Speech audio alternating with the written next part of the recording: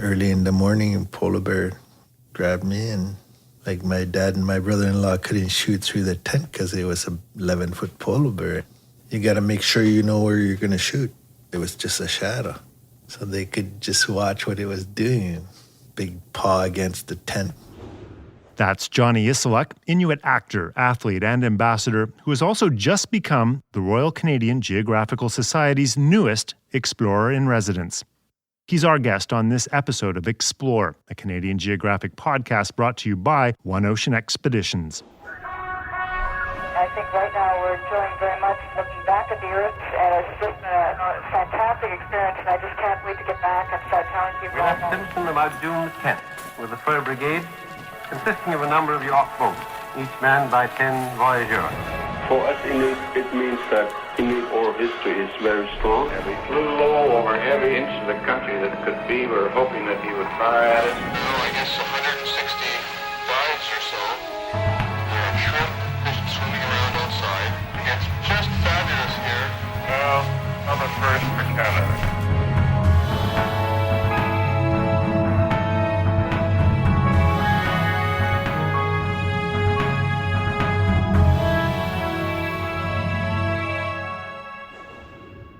Welcome to Explore, the Canadian Geographic podcast, where we hear from some of the world's greatest explorers about their adventures and how Canada, its landscape, people, wildlife, and history have inspired their spirit of discovery. I'm your host, David McGuffin. At 45 years of age, there seems to be very little that Johnny Issaluk hasn't done, or at least tried. He's scaled Arctic mountains, scuba dived in the Northwest Passage, and traveled the world promoting Inuit culture. The Iqaluit resident is one of the most medaled athletes in the history of the Inuit Games.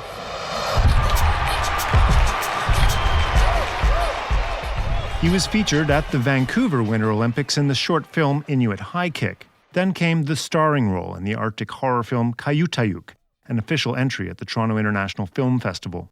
From there, the acting roles have only grown in prominence, starring on stage at the Stratford Festival, and then in the award-winning film Indian Horse, produced by Clint Eastwood. And last year, he was in the critically acclaimed Ridley Scott miniseries The Terror, the story of the ill-fated Franklin expedition lost in the Canadian Arctic in the 1840s. And with all that under his belt, Johnny Issaluk was recently made the newest Royal Canadian Geographical Society Explorer-in-Residence. For our Explore conversation, we met in the Sir Christopher Ondaatje Reading Room at the RCGS headquarters, overlooking one of the world's great exploration routes, the Ottawa River. I began our conversation by asking Issaluk about how he came to get his first real acting role in an Arctic horror movie. So a friend of mine, Naila Inukshuk, and her partner Scott Brockmeyer visited Iqaluit and always wanted to do a horror flick in the Arctic, and I guess they thought about me when they thought about horror flick. Yeah. But with my persona, like my name being around from Inuit Games demonstrations, being invited to Olympics, all these things that got me recognized as an athlete, as an advocate for Inuit culture and ambassador of the Arctic. I guess made sense for them to have me as the hunter for this short clip they did.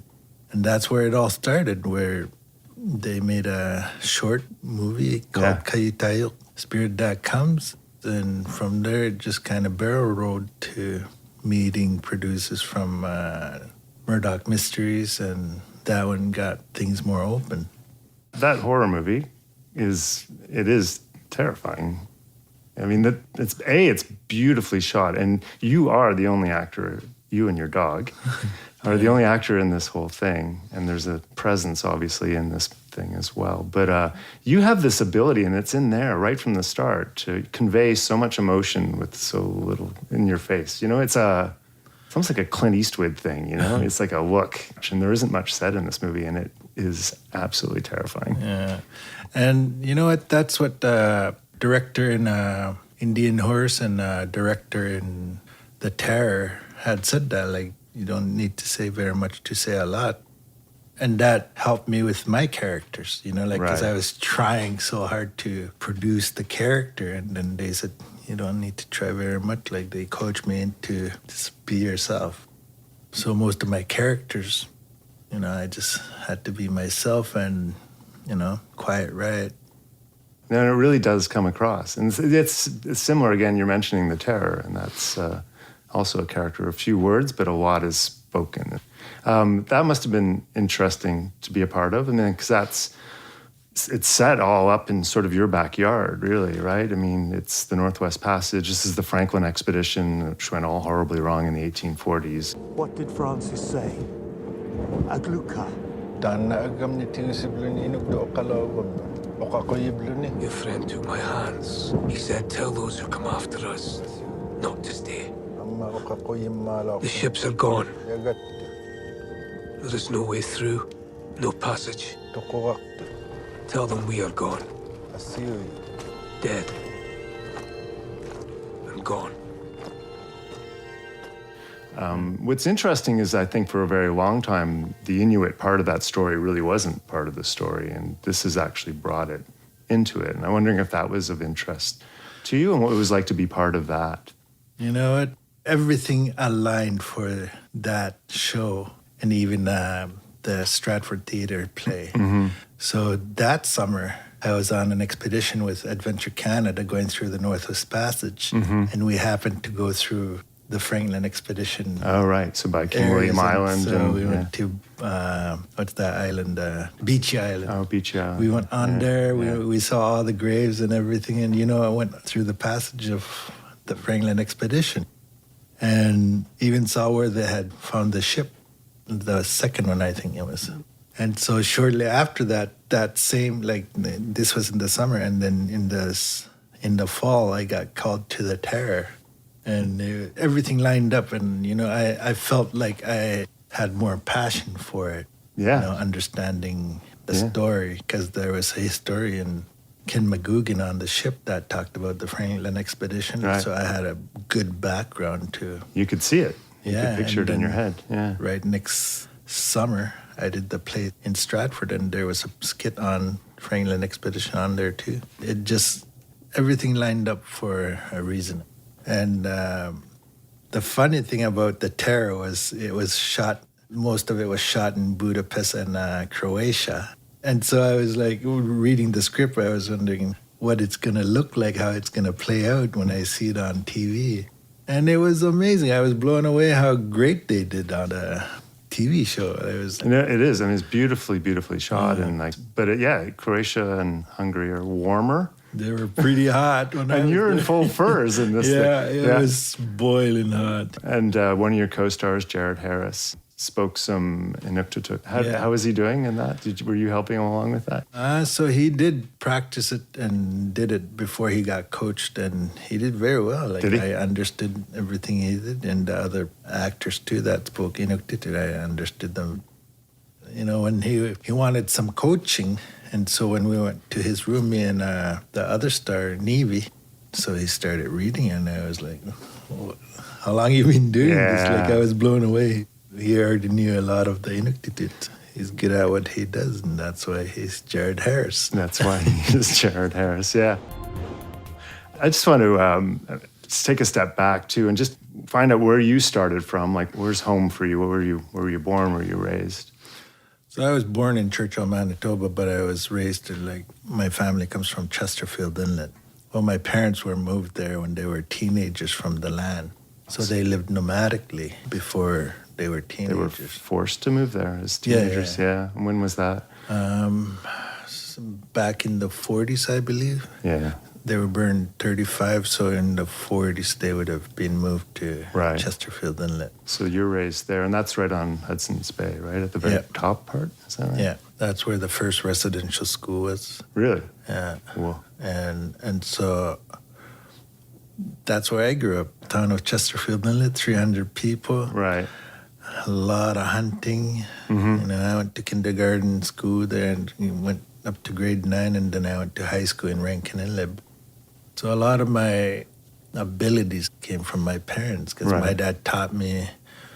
I'm very fortunate that he taught me a lot of the things he knew. Yeah. Right? Traditions, culture, and and my mom too. I watched her sewing traditionally and preparing skins and And so I'm very fortunate that I was exposed to that, and I watched as much as I could and learned as much as I could. For my young age, I'm happy from what I know. Like, I wish I know more, but with the modern day and stuff. And so my abilities came from hunting.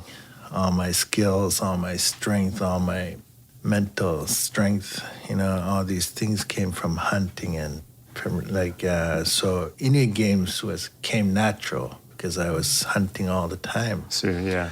And you're using skills that you'd already were using, basically. Yeah. So was your dad, was he getting his living off the land? So, yeah, that's how he started. He was a fur trader, hunter, full-time hunter, and then guiding. So he had good English because he went to TB clinic for 3 years when he was 18. Yeah. And he had to stay down there for 3 years. In Edmonton?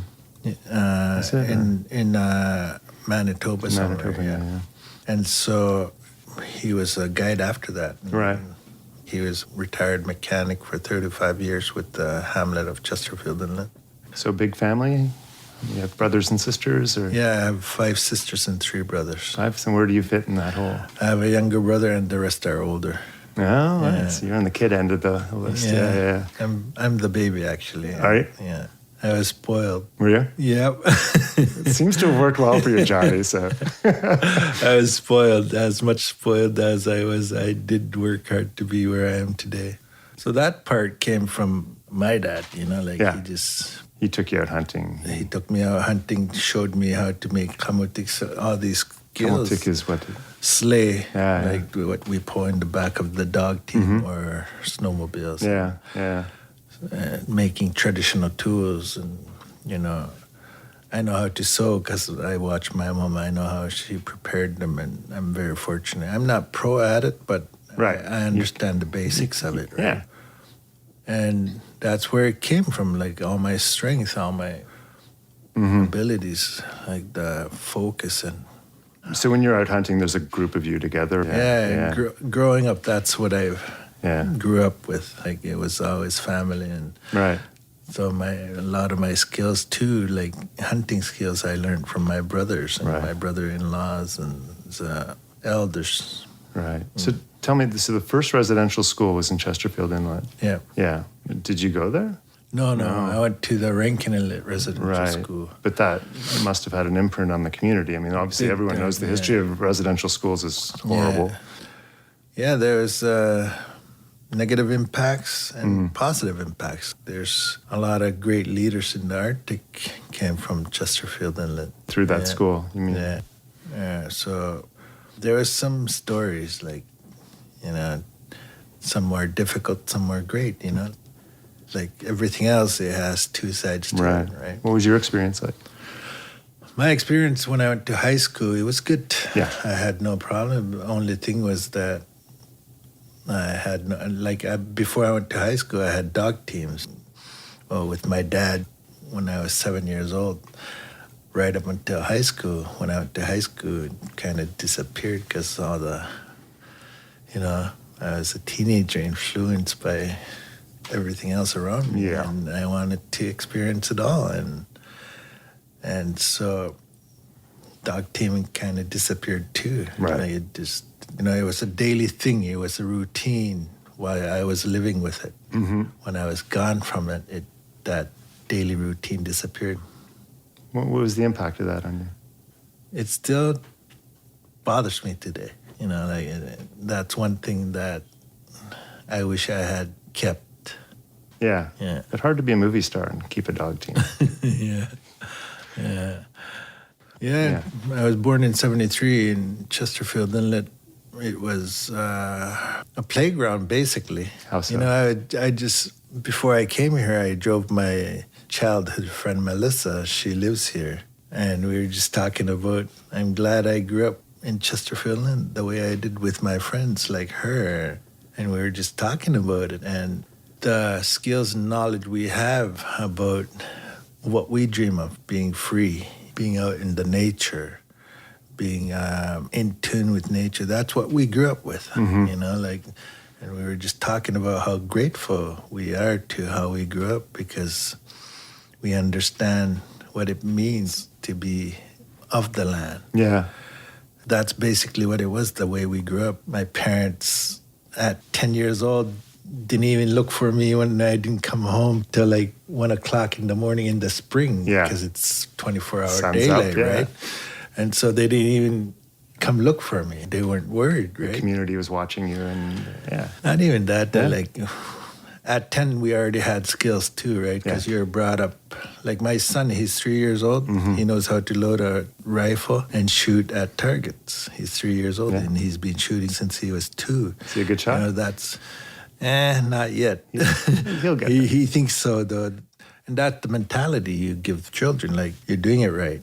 This is how you do it, and that's right. That's the target you're supposed to shoot at. Even though he's still not getting it, he knows the logic and the understanding of the safety and the shooting and why it's used for. So that's how I grew up. So at 10 years old, I already had this knowledge of, I know what to do. Which is important. If there's something dangerous, I know that it's dangerous. If there's something I could do, I know I could do it. Like I had that skill emboldened into me by my parents. Part of that's faith. Yeah. And as much as I travel, I know my son's safe. I know my son's going to be good because I have faith in that. You talk about faith. So much of what I've seen of you and the roles you've played in, there's a lot of spirituality in those roles, in those plays, in those movies, and the terror, it weaves all the way through it. And I'm just, how important is that to you actually personally, the sense of that spiritual connection with the land? Very important. You know, that's what keeps my faith. You know, I have 1,000 years of people behind me looking after me, looking after my well-being, my guidance in life, you know, like I'm terrified of heights. Let's use that as an example. I'm petrified of heights. I jumped out of an airplane, skydiving, and it was gut-wrenching. It was the most terrifying thing I ever did, right? Jumping out of an airplane. And I did it on my own. I didn't have anybody strapped on me because if I'm going to die skydiving, I'm going to do it in my terms. It took a lot for me to do it. Mm-hmm. And that comes from my parents, my ancestors, people that watch over me. And I wholeheartedly believe my grandmother, my mother, my father, my grandfather are watching over me, you know. And that's given you the strength to do what you're doing now? Yeah. Yeah. That's part of my faith. Yeah. Because, I mean, you're far from home doing what you're doing. Yeah. You need strength from somewhere, right? Yeah, that's where I put it. And, you know, in time, like, that's what I started to understand. Mm-hmm. And the more I understand it, the easier it gets. And I know you're in town now to talk to students, and you're doing a tour, and a lot of what you've done, you spend a lot of times in classrooms with students, and I think that's both First Nations and non-First Nations as well. Is that right? Yeah, I teach culture, Inuit culture, history, Inuit games, history, and I use my achievements as an inspiration for the youth. How much is the message of the land and the spirituality you get from the land woven into that? Most of it. Yeah. Yeah, most of what I talk about is my culture and the history and where I come from, how I live, how I hunt, how I eat, what I eat.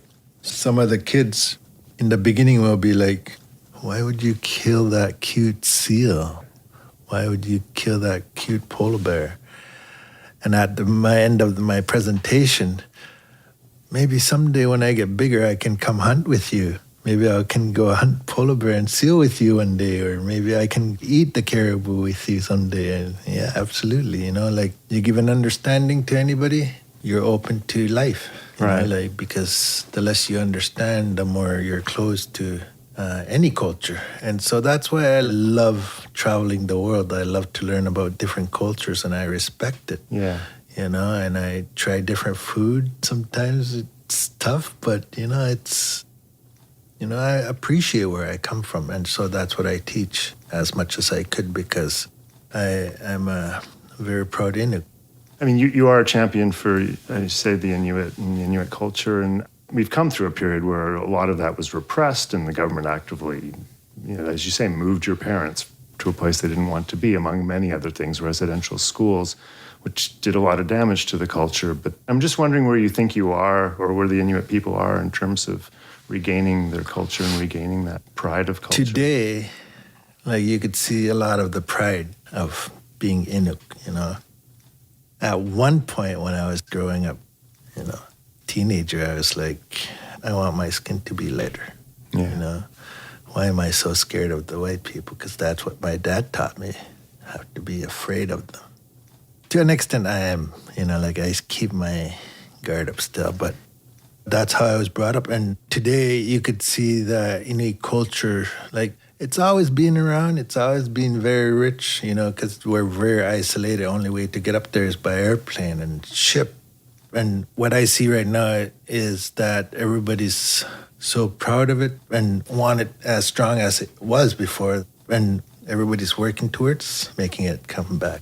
You know, it's very challenging because of the modern lifestyle. It's not as easy to get away from, but we have to live with it.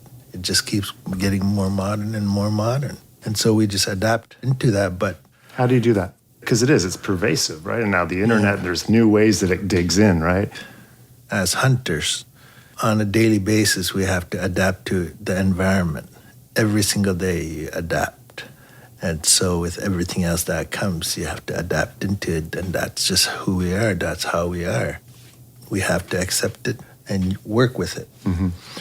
And so you see a lot of young people just so proud of where they come from. Even this morning, I was talking to my friend Melissa. Her daughter's 18, and she's grew up most of her life down here, and she wants to move up north to revitalize her upbringing, how her mom grew up, you know, like how her grandma grew up. It was a proud moment. Like, that's beautiful. And you could see a lot of the young people doing that today. Like, there's a lot of young people that are doing their best to learn what maybe they have missed from going to school. And then you have people in my generation that are very proud to be able to teach it or even learn it more. You know, I'm still learning. Like, there's words I'm forgetting or didn't know, or there's techniques I don't know. I'm still learning. You know, I'm still learning as I go. I keep asking people about techniques or places or names. You know, I'm still learning, and I'm 45. And my dad, when he was like 75, I'm still learning too. It's important. So you never stop. Is he still alive, your dad? No, he passed on 2016. Okay. So he saw a bit of you doing what you're doing. Yeah. What did he think of that? He was very proud of it. Like, he was a man of few words sometimes. And some of the things I was doing were pretty crazy, like climbing mountains and stuff like that. But he was very proud of me. For a guy who's afraid of heights, that is pretty and so I told him about the mountain climbing I was going to do. Tell me about that. Where's that? Up in Ellesmere Island, Mount Barbeau and those surrounding mountains, Whistler, the highest mountain up in there. And so we climbed 9 mountains, all over 8,000 feet in 2 weeks. I went with a group from UK, and it was for the celebration of the Jubilee. Right. And I'm a recipient of the Diamond Jubilee medal, right? Congratulations. And so prior to that, I was talking to my dad. I said, this is what we're doing. He was quiet for a minute. And then he goes, son, I love you very, very much. But why do you do that to yourself?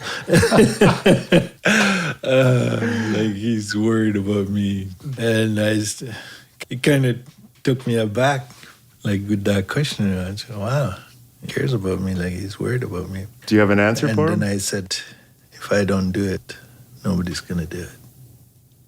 A lot of my work is inspiring youth. And so part of facing my fears are to show kids or people that no matter what, you can go through anything, learn anything. Scary as hell, but it's doable. Anything's doable. So one of the questions I ask everyone who's doing this is, when you're traveling, when you're on expedition, when you're out in the land hunting, is there a particular piece of gear or good luck charm or something that you can't go without?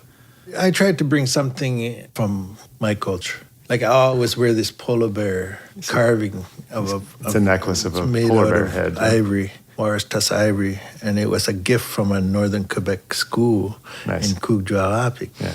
I did a presentation there while we were doing a tour with Indian Horse, and the school gave me this, and I've always wanted one of these northern Quebec carvings of a polar bear, and it was a gift, and I was like blown away by it. And so, yeah, I bring this everywhere I go. I wear it as much as I could. Polar bear, does that have some significance for you, the polar bear? Yeah, they're like my brother, like they're the only animal I won't hunt for myself. You won't hunt? Yeah. Why? But I'll help my family and friends hunt it because it's my favorite meat to eat. So okay. Yeah, but when I was 12 years old, a polar bear grabbed my foot, let go, and walked away. While I was sleeping, and we were 40 miles north of home in the summer, hunting, fishing, all that stuff for a few days. And early in the morning, a polar bear grabbed me, and like my dad and my brother-in-law couldn't shoot through the tent because it was a 11-foot polar bear. If you injure it, it's going to be one pissed-off bear. Yeah. You got to make sure you know where you're going to shoot. Right. So it was just a shadow. Yeah. So they could just watch what it was doing. The big paw against the tent. And you wake up to this? I didn't wake up at all. Wow. I'm an early morning person. I wake up between 5 and 7 every day since I was a kid. And that day, I woke up late in the afternoon for some reason. Like, it was very odd. And I was, like, exhausted when I woke up. Something, polar bear gave me something. Amazing. So you put Seems his paw like in you, after that, I wanted to learn. So it's close to you, the polar bear. Yeah, but I'll eat it any day of the week. It's delicious. I've never had it. So yummy. Yeah. Yeah. What are your favorite foods up from up north? I love everything. Like, you know, I eat it all. But polar bear meat's my favorite. I love fermented wars, and I love fermented beluga. You know, it's everything. I can eat everything. Yeah. Yeah. What's fermented beluga taste like? What's that? Like candy, but better. Really? Yeah. That's enticing. My wife can't stand the smell. Yeah. So before we ferment it, the fat is yellowish, white, egg white, I guess you could say. But by the time it's fermented perfect, the fat is green, neon green. So that's when it tastes like candy. Nice. And do you have to go to Iqaluit to get that? Yeah, you have to go up north to get it. Yeah, 'cause it's a delicacy. So yeah. Well, you're lucky to have it. Direct flights from Ottawa, so I might. Yeah, I have some at home if you want. I might take you up on that. The other question I ask everyone is if there's a favorite place in Canada, maybe a place they go when they want peace or thinking of peaceful places, or. You know what? I love the rush, you know.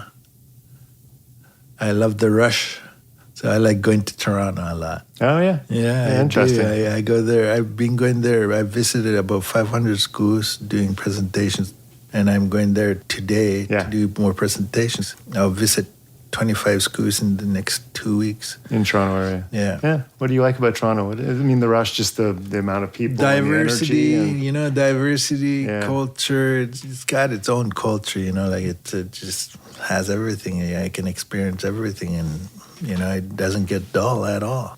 And to calm myself, I just go home, anywhere in the Arctic. Anywhere? Yeah. Yeah. I go out my back door, I'm in nature. Yeah. And it's just land. Yeah. I'm very lucky where I'm living. I ended our interview by asking Issaluk about a quote in the horror movie Kaiyutayuk that kicked off his acting career.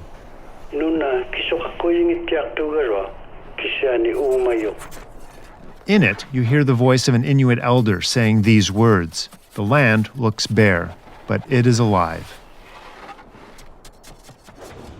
And I think there is a perception down here, especially, that it is just an empty waste. Yeah. But it's not, is it? It's not. You know, like, that's where you collect yourself spiritually. And, you know, when I'm out land, my thoughts clear up. Like, everything I forgot to think about, it comes out. So it is alive in you if you allow it. I think that's a good place to leave things. Great. Yeah. Well, Johnny, thank you so much for coming and doing thanks. the podcast with us. Thank you It's very been a real much for pleasure to having meet me. you. Yeah. Oh, my pleasure. That was Johnny Issaluk, Inuit actor, athlete, and ambassador, and now also the newest Royal Canadian Geographical Society Explorer in Residence. Music and production for Explore is by Robin Dumas of Soundshield Studios. Want even more great Canadian Geographic content? Visit cangeo.ca/subscribe to order Canadian Geographic magazine. A subscription gets you 6 issues of the magazine each year with stories that will entertain, surprise, and educate you about the remarkable Canadian landscape, wildlife, and people. Subscribers also get bonus issues of Canadian Geographic Travel magazine and a free wall map of this great country of ours. Subscribe today at cangeo.ca/subscribe.